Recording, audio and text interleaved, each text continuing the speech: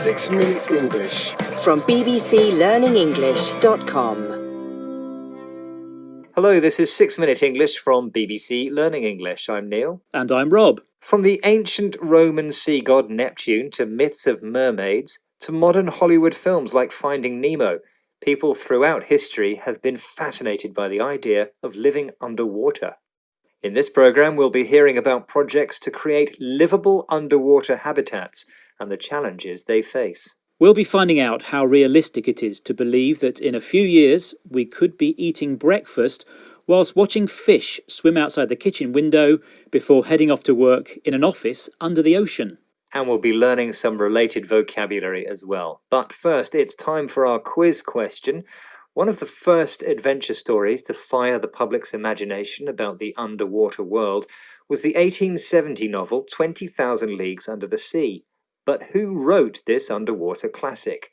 Was it A. H.G. Wells, B. Arthur Conan Doyle, or C. Jules Verne?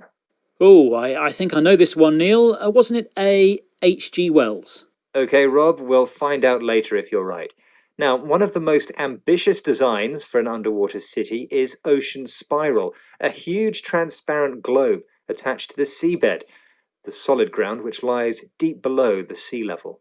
The top of the globe stands above the surface of the ocean, and running through the centre is a tower to add strength and to provide space for homes, offices, and even an amusement park for 5,000 underwater residents. Ocean Spiral has been dreamt up by the Japanese Shimizu Corporation. Here's Shimizu engineer Masaki Takeuchi explaining to BBC World Service programme Crowd Science the motivation behind the idea. At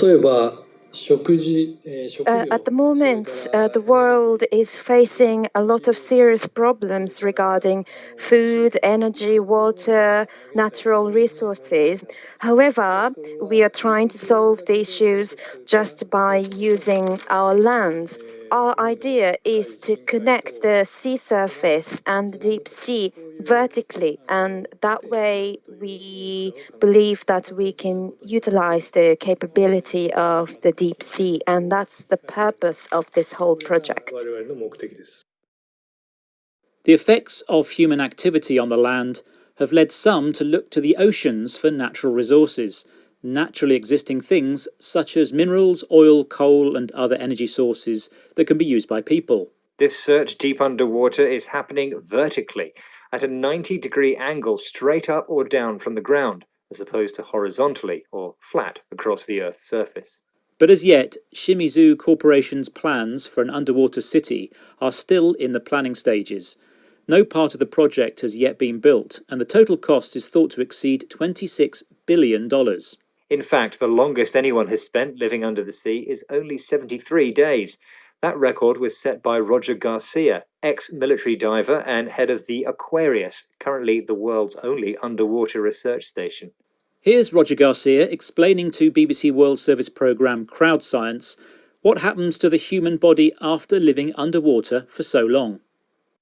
Perhaps a change in their voice. Not much, because we're not very deep.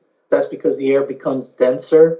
Physiologically, the most important thing, though, is that since you are, in this case, at 2.5 times atmospheric pressure, you do take on more inert gas. And in this case, since inside the Aquarius we just breathe normal air, you're going to take on more nitrogen. And depending on how long you stay in the Aquarius, that's going to incur some sort of decompression obligation. In addition to engineering challenges, living underwater for long periods of time also affects the human body. One example is the bends, or decompression sickness, a serious medical disorder created by nitrogen bubbles in the muscles when returning to the surface of the sea too quickly. The bends and changes to the voice are examples of how underwater living changes the body physiologically, relating to how the bodies of living humans and animals function.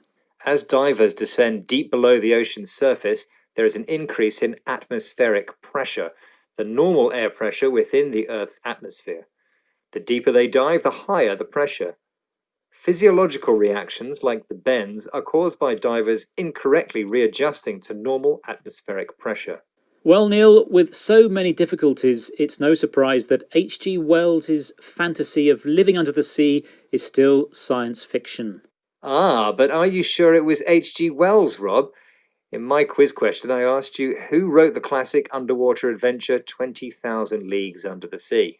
Yes, and I said A. H.G. Wells. Which was the wrong answer. It was, in fact, C. Jules Verne, the French author who also wrote Around the World in 80 Days. In this programme, we've been discussing the challenge of living underwater, going down vertically at a 90-degree angle to the seabed, the solid ground hundreds of metres under the sea.